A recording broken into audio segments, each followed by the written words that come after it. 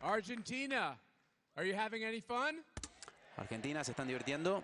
What an amazing experience this has been. Qué gran experiencia que ha sido esta para todos nosotros los estadounidenses que vinimos desde lejos para estar aquí con nuestros amigos luchadores por la libertad. Que Dios los bendiga. Mil gracias por estar con nosotros. Esto sí, es el primer CPAC y está lleno, llenísimo hoy. Este movimiento va a seguir creciendo aquí en Argentina para asegurar que el presidente Javier Milei sigue siendo el líder fuerte, con mucho coraje y que él va a poder cumplir sus promesas.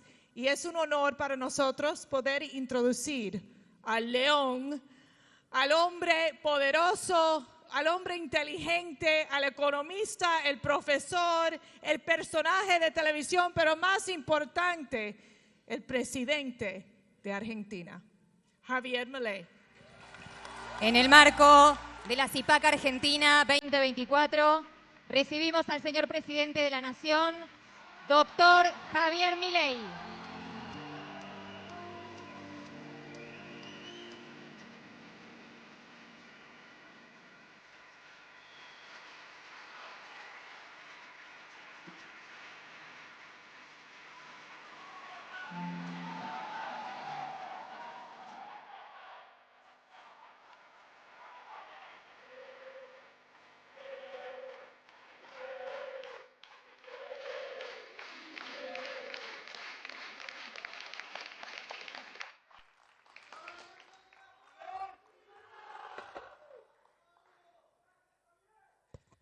Hola a todos.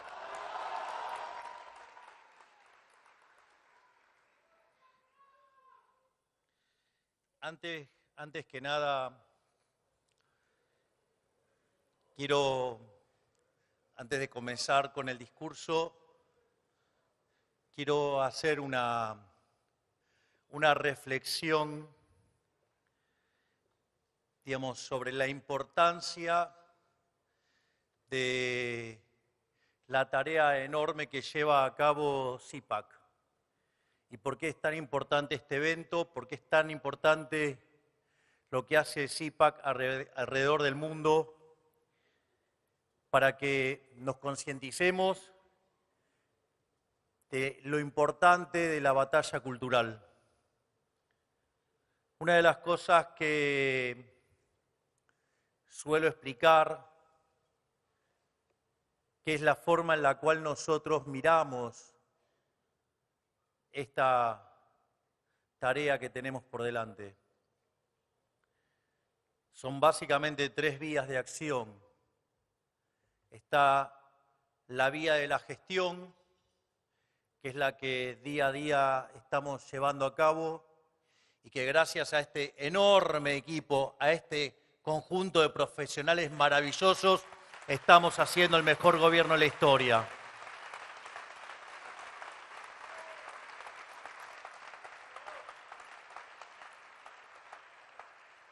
Por otra parte, hay una segunda vía de acción, que es lo que tiene que ver con la acción política, y que aquí están muchos de nuestros legisladores y que también están llevando una tarea enorme en conjunción, digamos, con Guillermo Franco, que es el señor de la muñeca.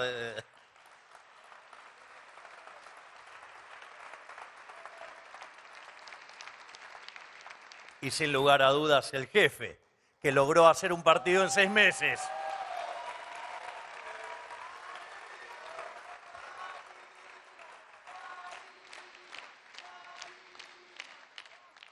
Y la otra vía es la vía de la batalla cultural. Esto es muy importante que lo tengamos en claro, porque los socialistas, luego de caído el muro de la vergüenza, el muro del terror, el muro de la sangre, que no solo fue un fracaso en lo económico, en lo social y en lo cultural, sino que además asesinó a 150 millones de seres humanos por una trasnochada de intelectuales imbéciles arrogantes. Ya sabían que no me caían bien los zurdos, así que no se sorprendan.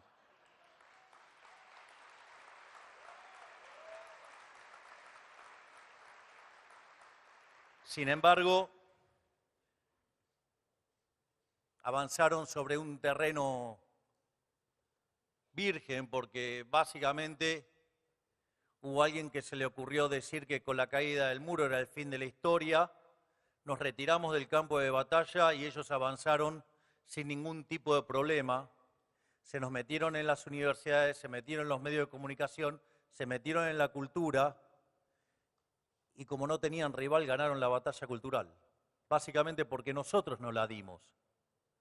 Y en ese sentido se organizaron políticamente y fueron muy exitosos políticamente.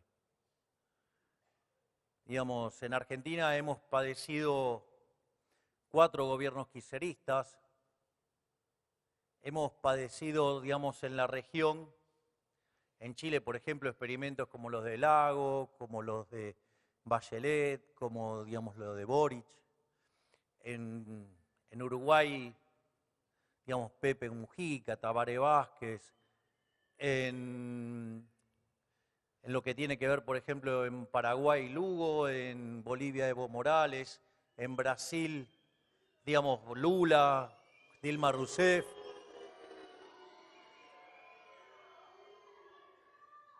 Digamos, en Perú, Castillo, en Colombia, Petro, en Venezuela, el asesino criminal de Maduro que lo siguió a Chávez,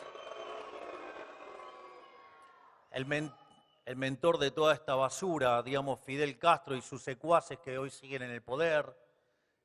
Entonces, o en España, digamos, tener, digamos, Zapatero, Sánchez y demás torturas que tienen los pobres españoles con eso. Entonces, y ellos, digamos, lograron imponer la agenda de lo políticamente correcto. Por eso, digamos, quiero en esta introducción, porque lo importante es que fueron exitosos en lo cultural, fueron exitosos en lo político, pero como sus ideas son un espanto, a donde van generan miseria. Y eso abrió la oportunidad de que hoy en el mundo, de la mano de Donald Trump, de Bukele y nosotros aquí en Argentina, digamos, en el mundo se respiren nuevos vientos de libertad. Por lo tanto, estamos frente a una oportunidad histórica para empezar a cambiar el mundo, pero no alcanza, como pasó en los 90, con gestionar bien. No alcanza con organizarse políticamente. Es necesario también dar la batalla cultural. Y en eso CIPAC tiene un rol fundamental y que es lo que nos va a ayudar a que nos podamos coordinar internacionalmente para que, digamos, los zurdos no nos entren por ningún lado.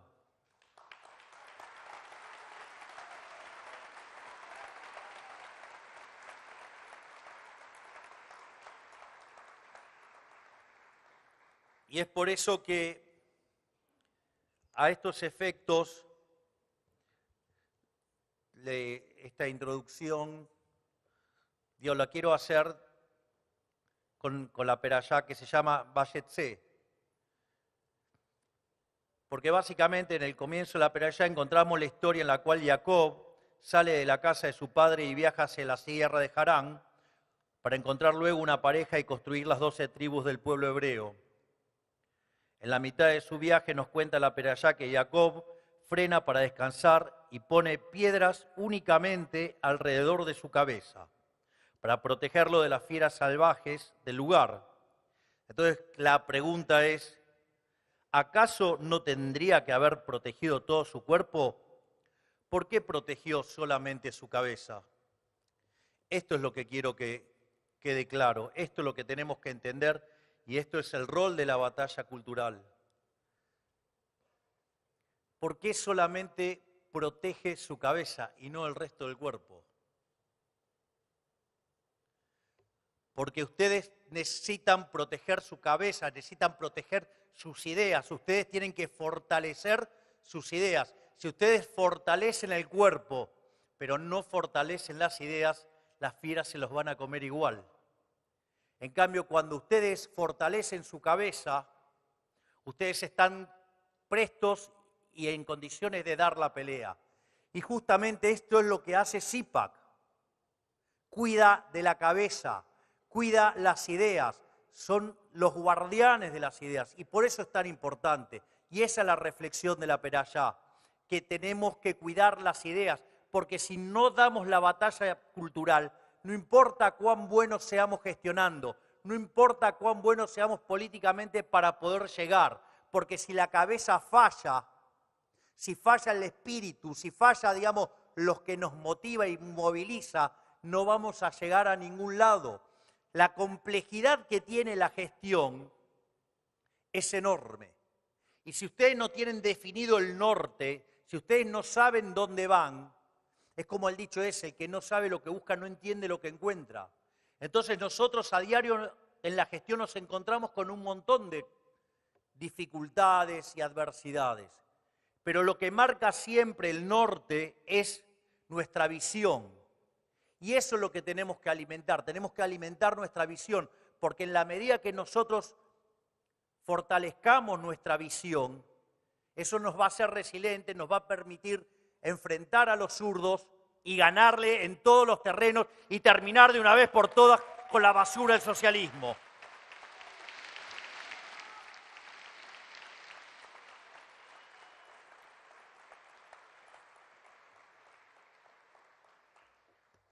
Es increíble, pero pareciera que todo ya estuviera escrito. Así es que bueno, lo que quiero, digamos, ya entrando de lleno al discurso, voy a tratar de no tener desvíos así. Ya saben que últimamente no vengo cumpliendo, porque 2/3 de los discursos son desvíos, con lo cual, pero voy a tratar. Hoy es un día de festejo para nosotros. Hace tiempo teníamos ganas de organizar el CIPAC aquí. Y me alegra ver a tantos amigos y hermanos en armas de 1000 batallas haciéndonos presentes. Les agradezco a todos por haber venido de cerca y de lejos. En especial quiero agradecerles a Barry, a Matt y a Mercy, no solo por haber hecho este posible, sino también por la cálida bienvenida que nos dieron en Mar-a-Lago. Digo, gracias a ello, yo pude estar en Mar-a-Lago.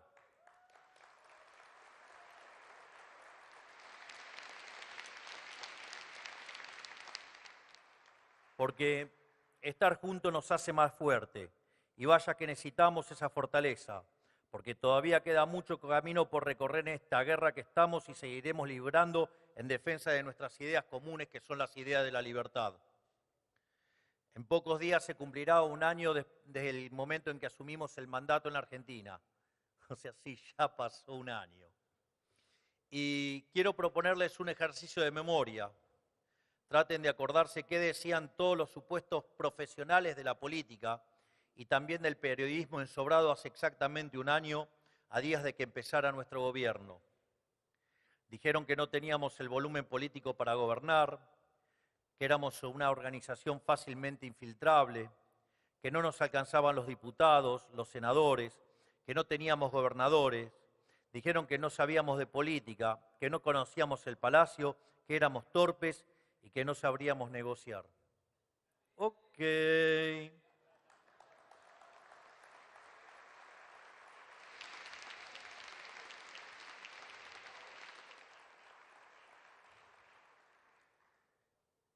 También dijeron que nos iban a llevar puestos. Comían pochoclos porque nos caíamos primero en marzo, luego en abril, luego en mayo, luego en junio. Bueno, los comedores de pochoclo deben estar bien gordos porque no les hemos dado el gusto.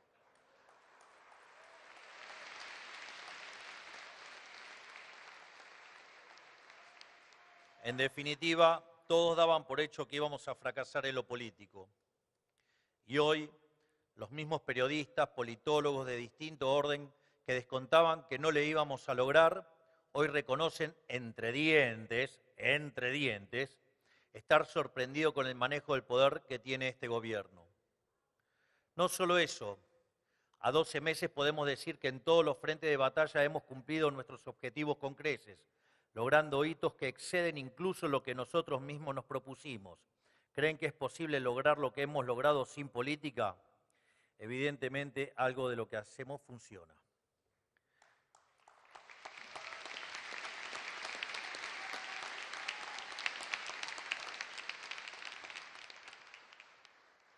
Por eso hoy quiero reflexionar con ustedes precisamente acerca de esto. Vamos a hablar de política, vamos a hablar de método, vamos a hablar de poder. Como todos saben, yo no soy político. De hecho, siempre desprecié a los políticos. ¿Y cómo no iba a odiarlos?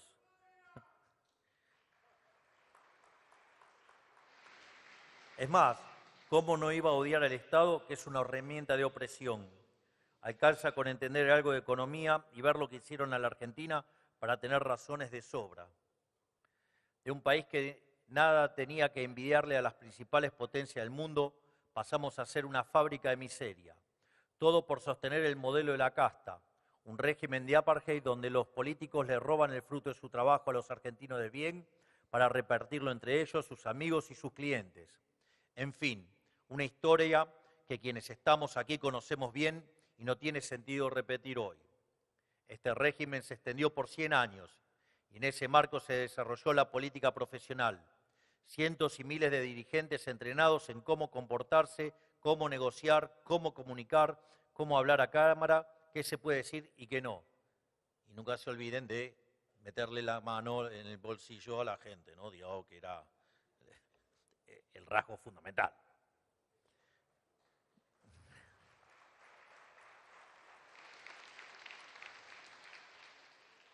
Pero el año pasado pasó algo curioso. Los profesionales de la política se equivocaron en todo. Tuvieron que tirar el manual a la basura, porque los argentinos eligieron a alguien que hizo todo al revés de lo que decía su manual. Es decir, la gente se dio cuenta de que después de 100 años de fracaso no tenía sentido insistir una vez más solamente cambiando de cocinero. Había que cambiar la receta. Por eso nos eligieron a nosotros y pusieron como presidente a alguien que pasó 51 años de su vida sin tener contacto alguno con esta colonia de leprosos que es la política.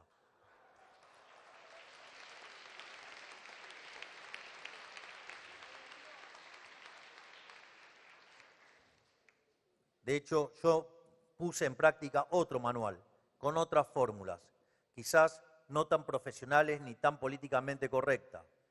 No prometen prosperidad a cambio de nada, como indican los libros de política tradicional.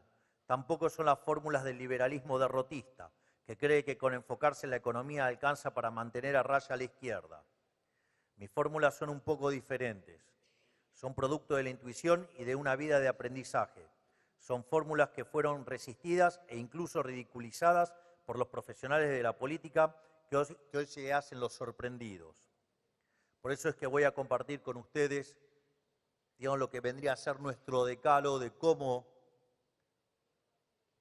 nosotros enfocamos la política. Primero, es mejor decir una verdad incómoda que una mentira confortable. Es decir, la verdad primero de todo es una obligación moral, pero además he encontrado que operativamente es efectivo, porque no hay medida que funcione si el diagnóstico previo tiene pies de barro. Intentar ajustar la realidad de un modelo fallido siempre resulta en catástrofe, por más buenas intenciones que uno tenga. Si la salida es antipática, mejor pasar el mal trago lo antes posible. El problema de los políticos siempre fue que tuvieron miedo a perder sus privilegios si le decían la verdad a la gente. Nadie quería ser piantavotos. Bueno, las mentiras al principio pueden caminar, pero a la larga tienen patas cortas. Miren lo que pasó el año pasado. La gran mentira que fue el modelo del Estado presente. Una casa de naipes, realmente. Se terminó cayendo sobre sí misma y estaban tan acostumbrados a refinanciar la cuenta corriente de la mentira con más mentira, que terminaron subestimando a la gente, que los echó a patadas. ¿Se acuerdan cuando allá en el 2021, en Plaza Holanda, se acuerdan lo que dije? Yo me metí acá para sacarlos a patadas en el culo. No me van a decir que no cumplí.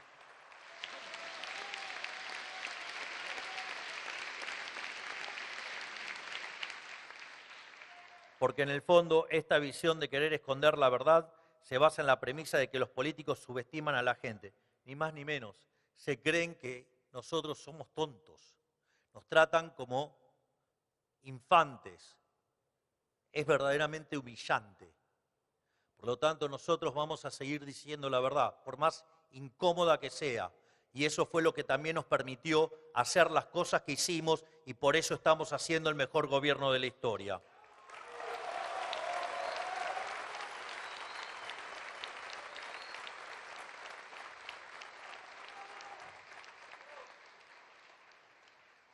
Segundo, aviso que después que termine de dar este título, toda la progresía, toda la politiquería barata, todos los micrófonos ensobrados van a llorar, van a decir que soy totalitario.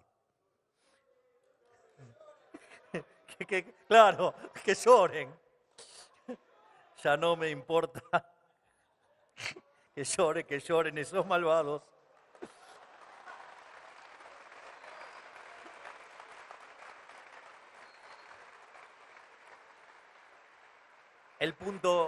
Por lo tanto, el punto 2 es, nos importa un rábano la opinión de los políticos sobre casi todos los temas.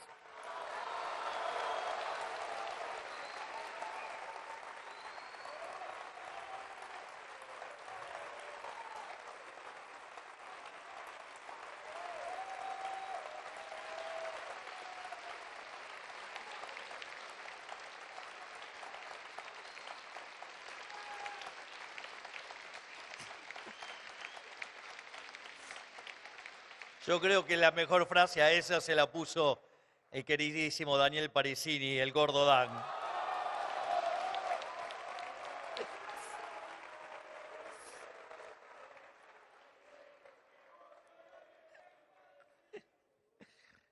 Aquí lo importante es compartir un diagnóstico acerca del sistema. El modelo de la casta es un esquema de extracción de riqueza de los políticos en perjuicio de la sociedad. O sea, en el modelo de la casta, los argentinos de bien tienen que perder para que los políticos ganen. Son víctimas de los políticos chupasangres. No es casualidad de que por lo general cuanto más voto tiene un proyecto de ley en el Congreso, peor es para la sociedad. Recuerde que la pandemia se pusieron todos de acuerdo para encerrarnos. Pequeño dato. Esto quiere decir que escuchar a un político en cualquier materia es automáticamente darle la espalda a los argentinos. Se los recomiendo como heurística general. Ante cualquier tema pregúntense, ¿lo pide la política o lo pide la sociedad? Si lo pide únicamente la política, a priori es el camino equivocado. Punto. O como diría Adorni, fin.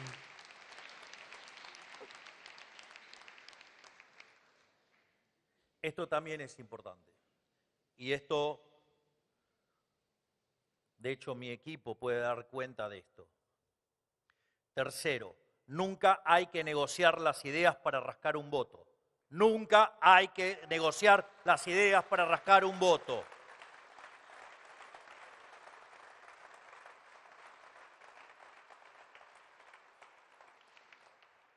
Negar tus convicciones para traer votos te va a dejar sin convicciones y sin votos. Hay muchos dirigentes políticos argentinos que lo pueden atestiguar. El peor pecado que uno puede cometer es traicionarse a uno mismo. Esto es, sacrificás lo más preciado que tenés, que es tu identidad y el valor de tu palabra. Y a la larga es en vano, porque no funciona. La gente no es tonta y se da cuenta cuando un político miente.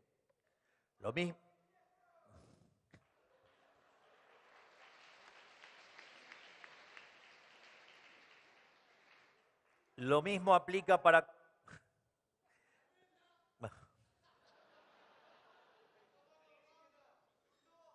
Bueno, vamos. Lo mismo aplica para conformar un espacio político. Para nosotros el concepto americano de partido cachol no funciona.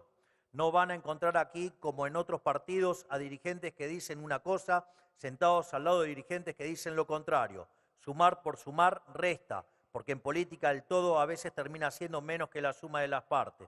Bueno, al final lo pidieron tanto, hablaron todo el siniestro, digamos, el párrafo estaba dedicado al siniestro.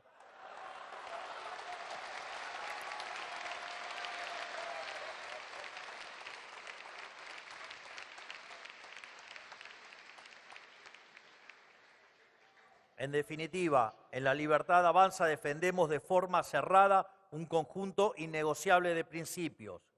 Que el libre mercado produce prosperidad para todos, que el gobierno tiene que ser limitado, que los argentinos saben mejor que un burócrata cómo producir, a quién emplear y con quién comerciar, y que el que las hace las paga. En resumen, defendemos la vida, la libertad y la propiedad privada a rajatabla.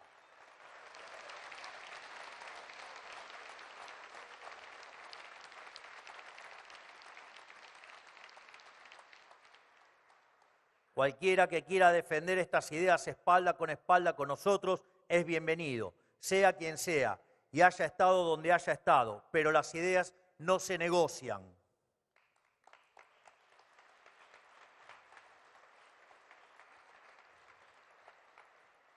En línea con esto les voy a contar una anécdota. Una de las cosas que más me encantó cuando decidí meterme en esto y hacerlo de la mano, no solo de mi hermana, sino de ese gigante que es Santiago Caputo.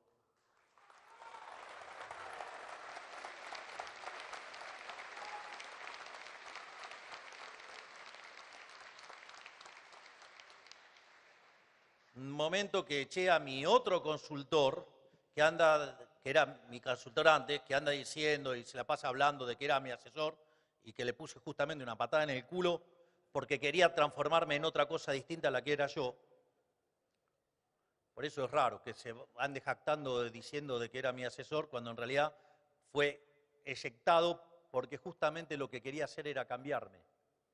Una de las cosas geniales de Santiago fue que dijo, no hay que cambiarte, hay que ir como es uno y hay que ir de frente y así con la verdad y no mutarnos en otra cosa para parecer otra cosa, digamos, una trampa infinita.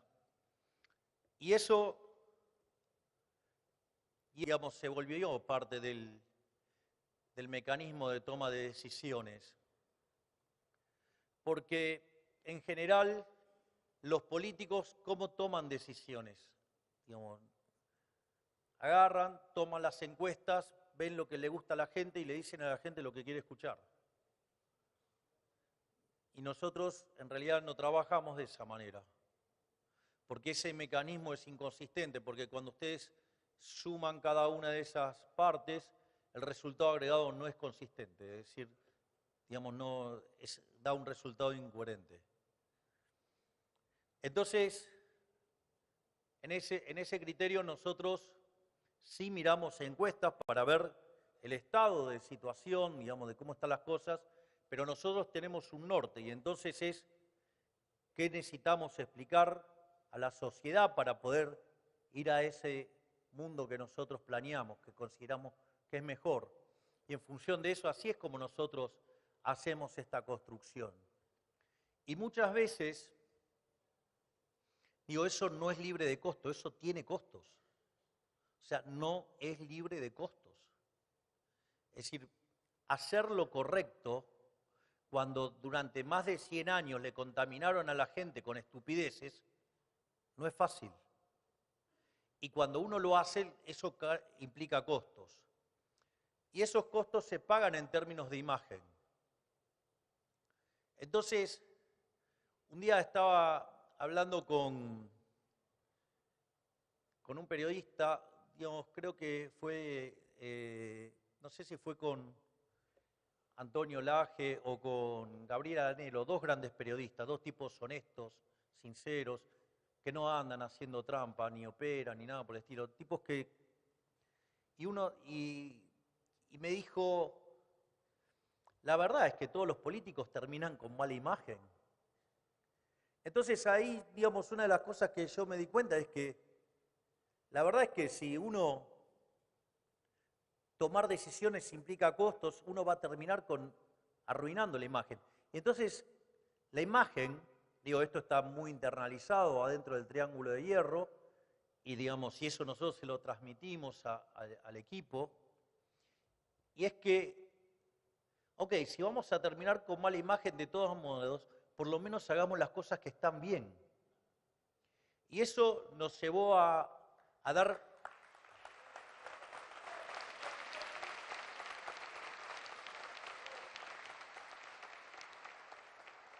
Y eso nos llevó a dar peleas que parecían imposibles, donde la opinión pública estaba totalmente del otro lado. Y así fue como nos plantaron la demagogia barata de los degenerados fiscales vía jubilaciones para rompernos el equilibrio fiscal. Lo mismo nos hicieron con las universidades. Y el riesgo país, que venía bajando de 3.000 puntos básicos hacia 1.100, los degenerados fiscales lograron hacerlo subir a 1.700. Sin embargo, nosotros decidimos hacer lo que había que hacer. Y por suerte también hubo gente que nos acompañó y que nos permitió también defender los vetos. Y dijimos, nosotros vamos a hacer lo que hay que hacer, independientemente de cómo nos operen los medios, independientemente de cómo nos quieren ensuciar los políticos, independientemente de cómo querían sabotear nuestro programa. Y a partir de eso, de bancarnos el costo político, de hacer lo que correspondía hacer, el riesgo país cayó a 750 puntos básicos.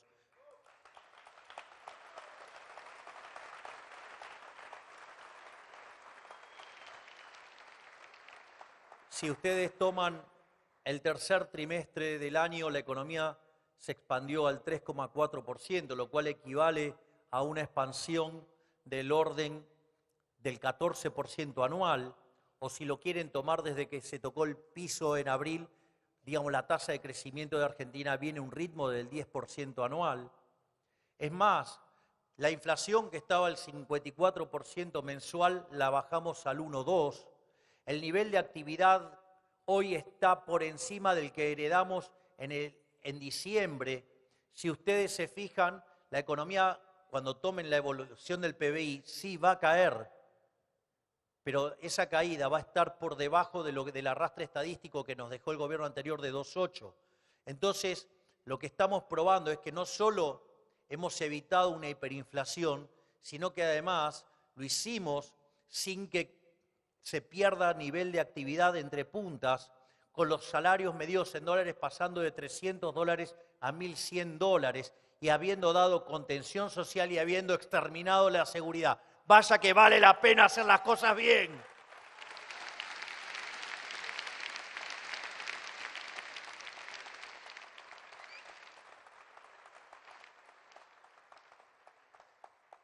Y cuando todos los manuales decían que nuestra imagen se iba a destruir, tenemos mejor imagen de que cuando llegamos.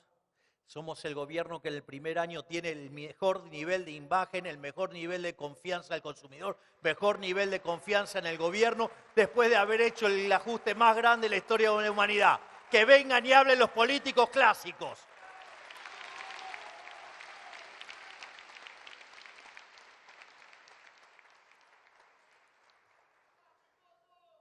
Por lo tanto, si no pensábamos negociar antes, ahora que los resultados acompañan, menos.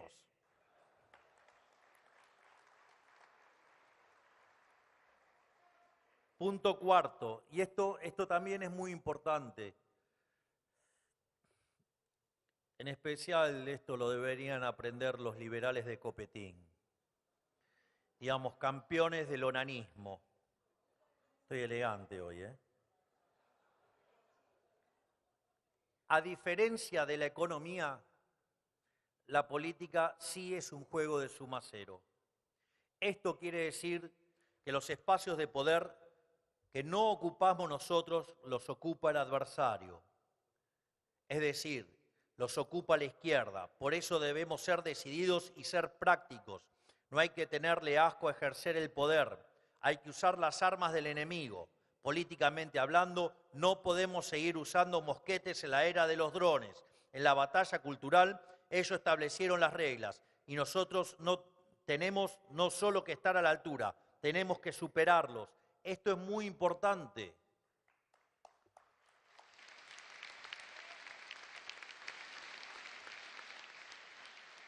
Yo a veces me pregunto, digo, cuando miro los comentarios de los liberales de Capetín o los libertarados, la pregunta es, ¿Acaso se sentirían mejor con gobiernos de izquierda? ¿Acaso estarían mejor con el kirchnerismo? Bueno, un imbécil lo dijo, ¿no? Digo que era lo mismo que Massa, ¿no? Pero bueno, digamos, parece que tenemos en la fauna algunos que la envidia, el odio, el resentimiento les metió un habano en la cabeza, pero de otro material, o sea, de materia fecal.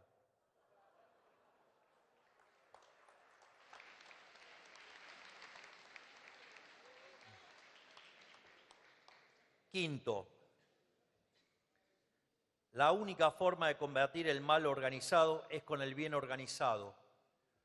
Acá hay una frase que yo la posteé hace unos días en Instagram, que la solía repetir Ludwig von Mises, que es de Virgilio, y que dice que no hay que ceder frente al mal, hay que combatirlo con más fuerza. Es decir, no cedamos frente al mal, no cedamos frente al socialismo, hay que combatirlo con más fuerza y terminar de sacarlos a patadas en el culo.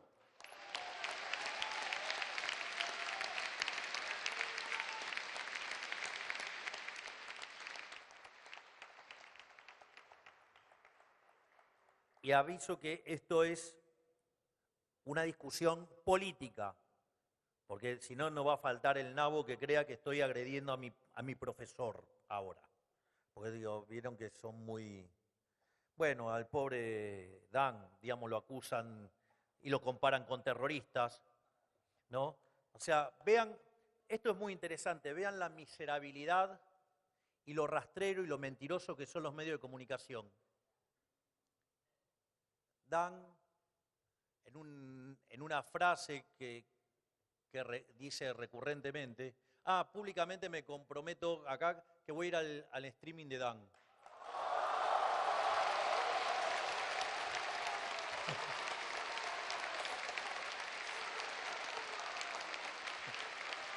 Yo no voy a streaming, pero la misa se ganó un lugar en el corazón. Mirá.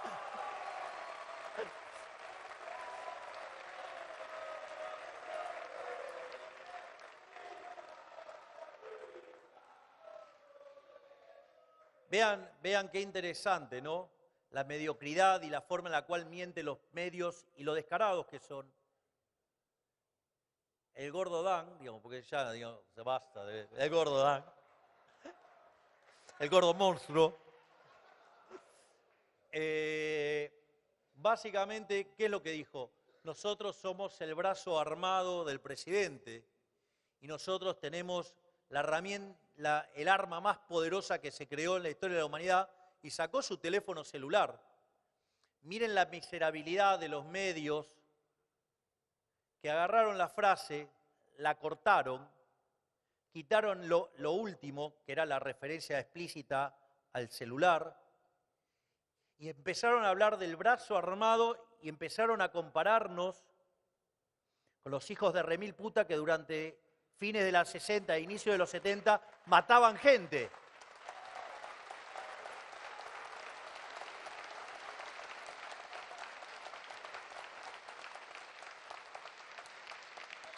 Y un montón de periodistas escandalizándose de que se abría de brazo armado cuando estaba hablando de un teléfono celular.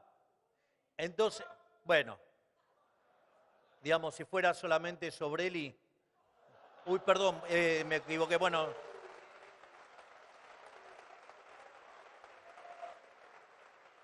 Entonces, verdaderamente, vean la deshonestidad intelectual, y eso lo hacen muchísimos. Porque, bueno, si van a hacer la lista, son un montón.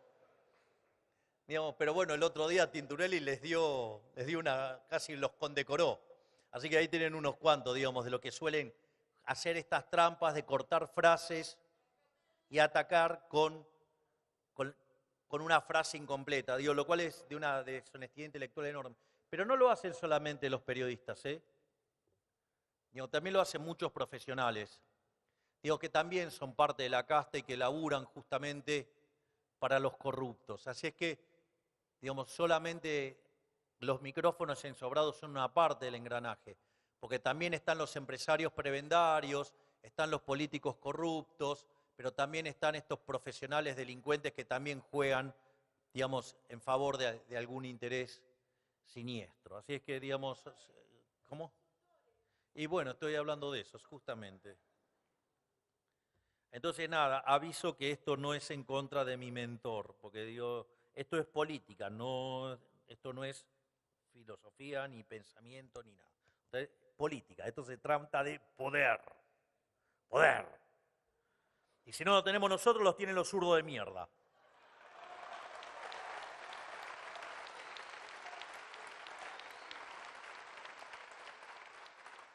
En este sentido, por creer que los liberales no somos manadas, muchos han caído en la trampa de no organizarse. Se pretendía combatir un ejercicio bien aceitado con un agregado anárquico de librepensadores. Creían que eso era ser liberales. Lo único que se logró con eso es un sinfín de derrotas dignas para que los liberales de café tengan la conciencia tranquila. Pero principalmente nos costó 100 años de atropello a las libertades individuales. Nunca más podemos darnos el lujo de cometer ese error. Ya he dicho que viene a despertar leones. Justamente los leones cazan en grupos. Son las ovejas las que corren cada una por su lado cuando son atacadas. Por eso en la libertad avanza, el que se desordena se va a su casa.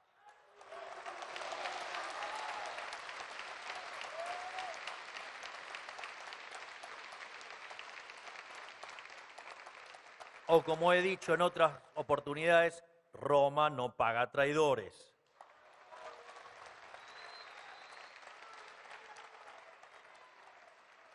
Tenemos que ser como una falange de hoplitas o una legión romana, la legión 13 de César. Profe, ¿dónde está el profe? ¿Dónde está el profe? Te tomé. Aprendí, ¿viste? Aprendí. Que se impone sobre ejércitos más grandes precisamente porque nadie rompe la formación. O, digamos, la historia de los macabeos, ¿no? Digamos,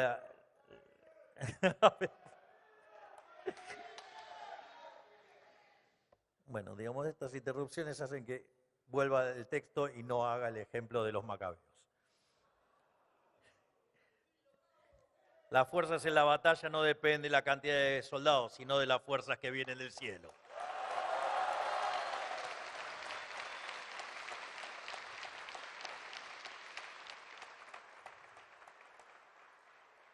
Sexto, cuando el adversario es fuerte, la única forma de derrotarlo es con una fuerza mayor. Esto no solo es un principio de la política, sino también de la física. Hay que ser inclementes y nunca ceder un centímetro. No se puede levantar la bandera blanca frente a la izquierda. Intentar apaciguarla no es una opción. Tenemos que ser conscientes de que ellos no actúan desde la buena fe, sino desde una ambición criminal por el poder. Prefieren que el país colapse antes de ver que prospere sin ellos. Prefieren reinar en el infierno que servir en el cielo. Y si tienen que transformar el cielo en el infierno para mantenerse en el poder, lo van a hacer.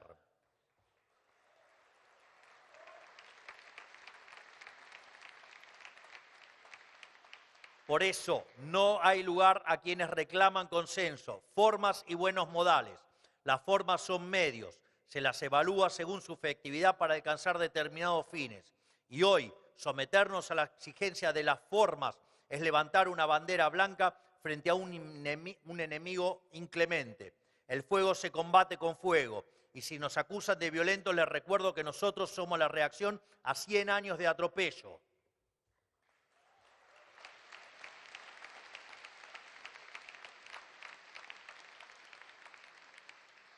Y si lo pongo en términos de manual bilardista, o sea, bilardismo duro y puro, digo, esos mediocres, tibios, digamos, que claman por las formas,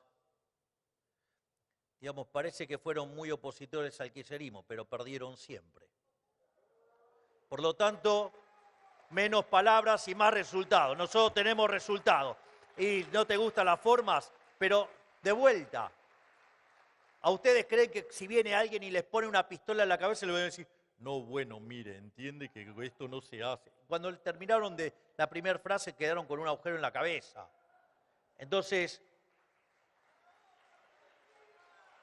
esa defensa tan férrea de las formas, cuando ustedes del otro lado tienen Nerdentals, con perdón de los Nerdentals, digo, no se pelea de esa manera. Si ustedes, o sea, le van con las buenas formitas, ¿qué va a pasar? Lo van a pasar por arriba. Nosotros no nos vamos a dejar pasar por arriba por los Neanderthals. Séptimo, cuando el adversario canta retruco, nosotros cantamos quiero vale 4. Retroceder nunca, siempre acelerar y caminando hacia el fuego.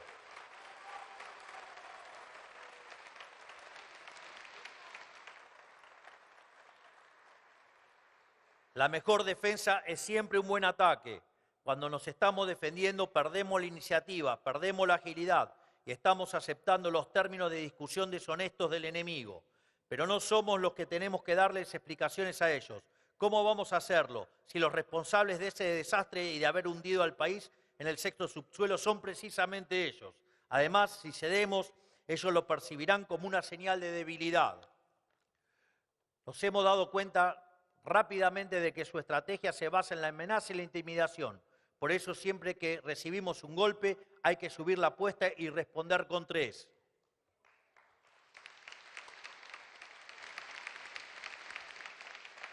Voy a hacer también otra metáfora futbolística. Si ustedes tienen un equipo y se cuelgan del travesaño los 11, no van a ganar nunca. Ganar también implica tomar riesgos. Ganar implica tomar riesgos. Entonces, no nos podemos colgar del travesaño, porque si hacemos eso vamos a perder seguro. Es decir, hay que salir y hay que buscar y hay que ganar el partido. Sí, digamos, ¿nos podemos comer algún gol? Sí, eso puede pasar. Pero tengan en claro que nosotros tenemos las mejores ideas y los vamos a pasar por arriba. Así es que, adelante, a salir y atacar que ganamos.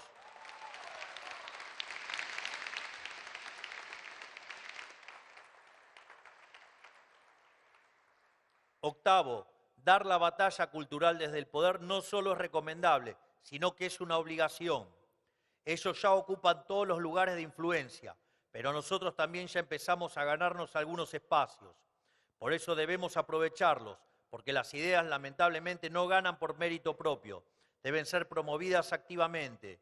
La izquierda es la prueba de que las ideas más terribles pueden triunfar culturalmente si tienen un buen marketing. Imaginen cuánto tenemos por ganar nosotros que tenemos ideas que sí funcionan.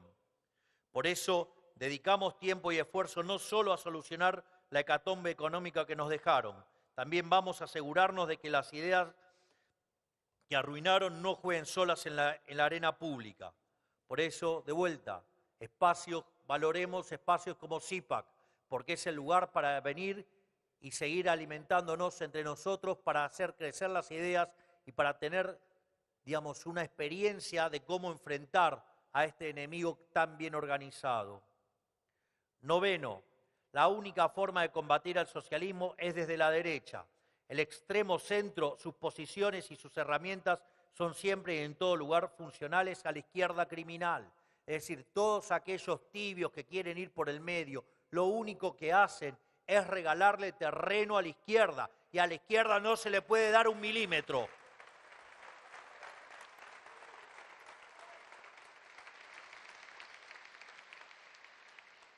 Nosotros somos escépticos del consenso, somos escépticos del diálogo, porque no nos interesa continuar con los famosos consensos de la política, que no son más que pactos para seguir viviendo eternamente del pagador de impuestos. Hemos venido a romper con todos esos mal llamados consensos, y digo mal llamados porque fueron acuerdos internos entre la clase política sin consultar al ciudadano, que es el que paga la fiesta.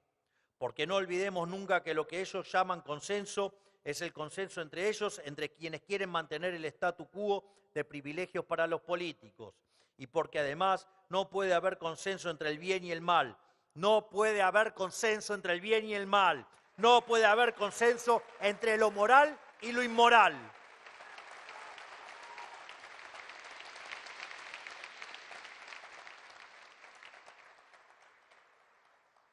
Este tema yo me recuerdo en mi defensa contra el centrismo bien pensante, Yo lo puse, digamos, acerca de esta estupidez de ir por el centro, digamos, como si fuera, digamos, una suerte de que en el medio está lo óptimo, ¿no? Entonces, siguiendo a estos imbéciles del centrismo bien pensante, yo les proponía dos casos. ¿Estamos de acuerdo que respetar la vida está bien? ¿Estamos de acuerdo que el asesinato está mal? Bueno, entonces, según los imbéciles del centrismo bien pensante, hay algo óptimo llamado tortura, y eso también es una aberración.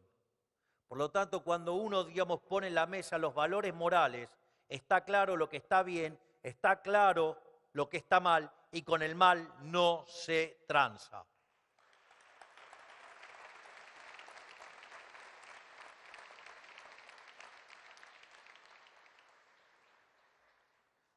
Porque sosteniendo todo ese armado, como cómplices aparentemente inocentes, se encuentran los partidos del centro.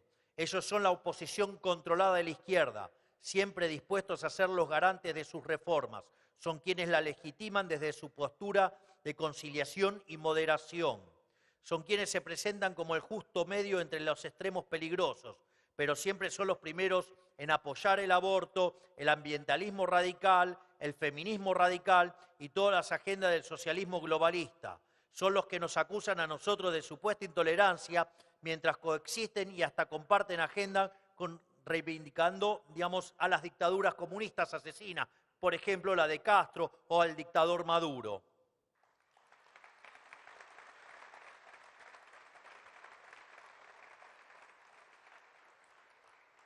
O son, por ejemplo, los que quizás, buscando congraciarse con el kirchnerismo, adoptaron y promovieron sus tergiversaciones históricas. Sobre todo, son miembros de la casta empobrecedora serial que arruinó este país, un poco por ideas propias y otro poco por no tener el coraje de enfrentar a la izquierda más recalcitrante. Son los que piden gestionar mejor un Estado asfixiante en lugar de desmantelarlo, para poder seguir viviendo de la riqueza ajena.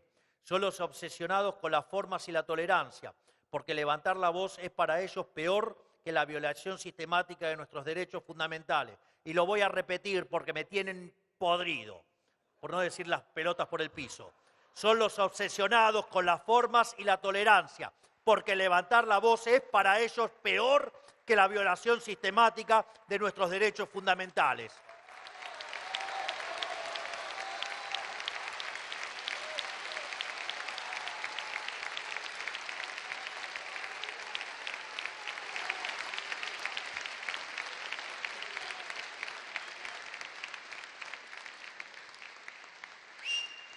Y son los mismos que, amparados en la supuesta moderación, han bloqueado muchas de nuestras reformas junto al kirchnerismo. Es decir, estos moderados son los mismos que habilitaron atrocidades que hizo el kirchnerismo.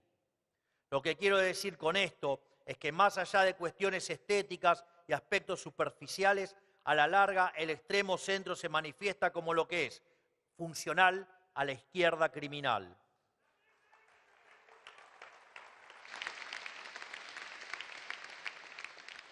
Por último, y décimo punto de todo esto, la última y más importante de todas. Nosotros defendemos una causa justa y noble, muchísimo más grande que cada uno de nosotros. Las personas somos meros instrumentos en esta causa y tenemos que estar dispuestos a dar la vida por ella. Hablo ni más ni menos que la idea histórica de Occidente, una causa intergeneracional, un hilo que recorre milenios. La causa de los filósofos atenienses, que con Alejandro Magno cabalgó a Egipto y a Asia, que los romanos consolidaron en el primer imperio multicontinental, que renació de las invasiones bárbaras en las abadías y las cortes de Carlomagno, que resistió a los árabes y reconquistó España, que cruzó el océano y colonizó América. La misma causa que nos convirtió en ciudadanos y nos liberó del yugo del tirano, y la causa que descubrió el método científico, que industrializó al planeta Tierra y que con el capitalismo de libre empresa sacó de la miseria a miles de millones de seres humanos. la misma causa que nos llevó al espacio exterior, a la Luna, y hará de la especie humana una civilización interplanetaria.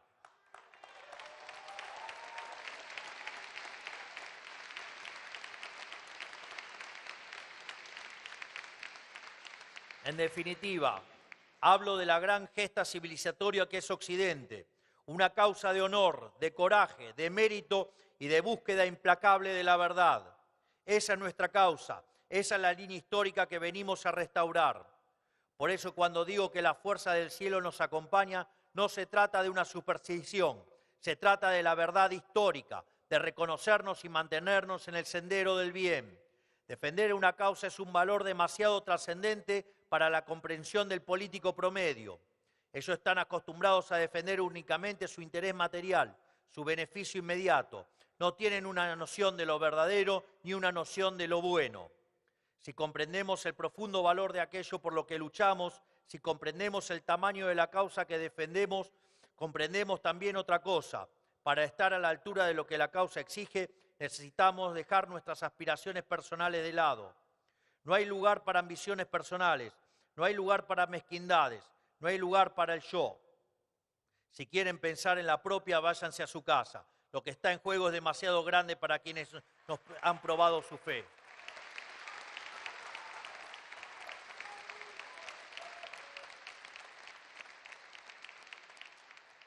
Estas son las 10 consignas políticas que les quería dejar hoy, porque como decía Lenin, sin teoría revolucionaria no puede haber movimiento revolucionario. Creo fervientemente que no solo es un decálogo de acción política para los argentinos, sino también para todos aquellos que comparten nuestras ideas en el resto del mundo. Para ir terminando, me gustaría hablar un poco sobre el momento histórico en el que nos encontramos. Hoy nos encontramos ante un cambio de época, donde el sistema global de casta privilegiada está colapsando. La enfermedad del alma woke está encontrando cada vez más resistencia. A medida que la población general se vuelve consciente de las intenciones detrás de su pretendida máscara humanitaria, a pesar de haber redoblado sus esfuerzos totalitarios de censura y desinformación, todas sus victorias son pírricas. Cada triunfo del wokismo ha sido consecuencia de la imposición y ha alimentado el justo resentimiento de una sociedad que ha dicho basta, basta a los woke.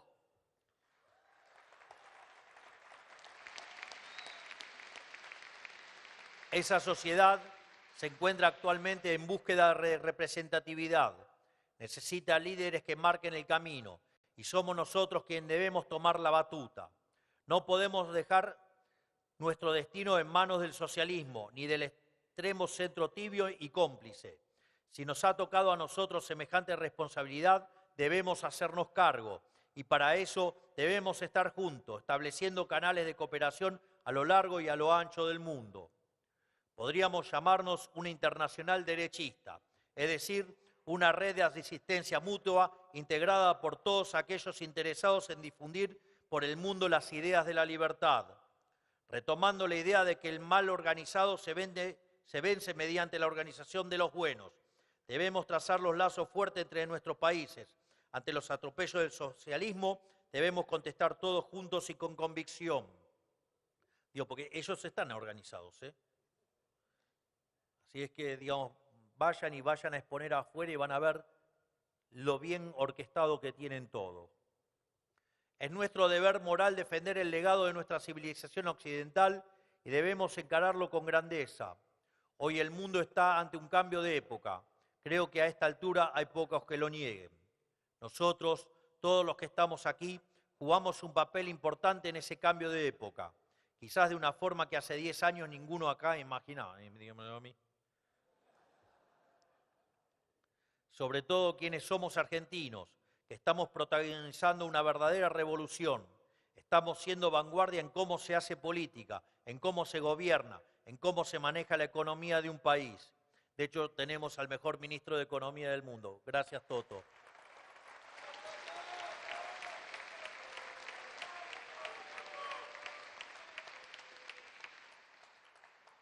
Y aquí me dirijo a todos ustedes, los funcionarios, dirigentes y militantes de la Libertad Avanza que hoy están aquí conmigo.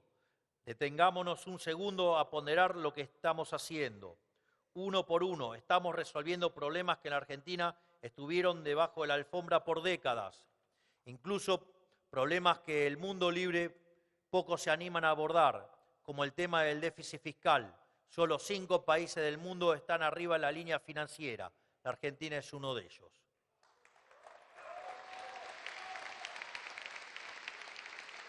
Pero además, quiero agradecerle a cada uno de todos ustedes, a cada uno de los funcionarios, porque nada de esto podría ser posible si no fuera por el esfuerzo que hacen todos los días cada uno desde ese lugar. Así es que gracias a todos ustedes, porque sin ustedes no habría mejor gobierno en la historia.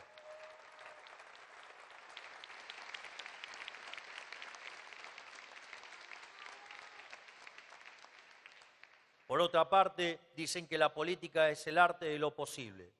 Nosotros estamos demostrando todos los días que en realidad la política es el arte de hacer posible lo imposible. Y lo vamos a seguir haciendo.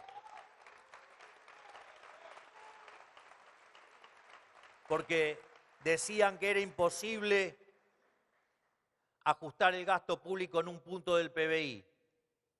Bueno, nosotros ajustamos 15 en un año. Vaya que estamos haciendo posible lo imposible. Porque decían que era imposible terminar con la inseguridad y con los piquetes. Y vaya que esa gigante que tengo de ministra de Seguridad, la doctora Bullrich, lo está haciendo.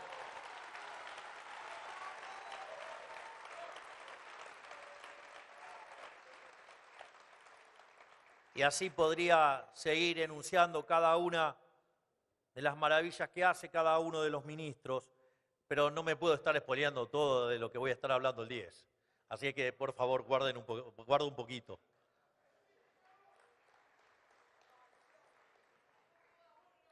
Por eso tengo orgullo de lo que estamos haciendo, tengo fe en el rumbo. Sigan trabajando sin descanso y militando con la frente en alto. Porque como dicen las Sagradas Escrituras, ellos nos atacan llenos de insolencia y de impiedad para exterminarnos a nosotros, a nuestras mujeres y a nuestros hijos, y para apoderarse de nuestros despojos. Nosotros, en cambio, luchamos por nuestra vida y por nuestras costumbres. El cielo los aplastará delante nuestro, no les tengan miedo.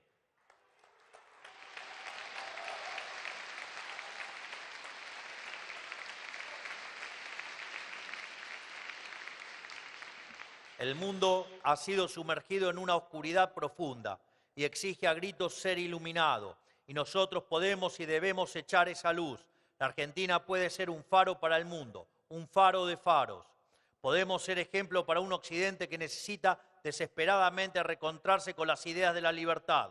Por eso, que Dios bendiga a los argentinos, que la fuerza del cielo nos acompañen. ¡Y viva la libertad, carajo! ¡Viva la libertad, carajo! ¡Viva la libertad, carajo! ¡Viva! Muchas gracias a todos. Gracias, porque sin ustedes esto sería imposible.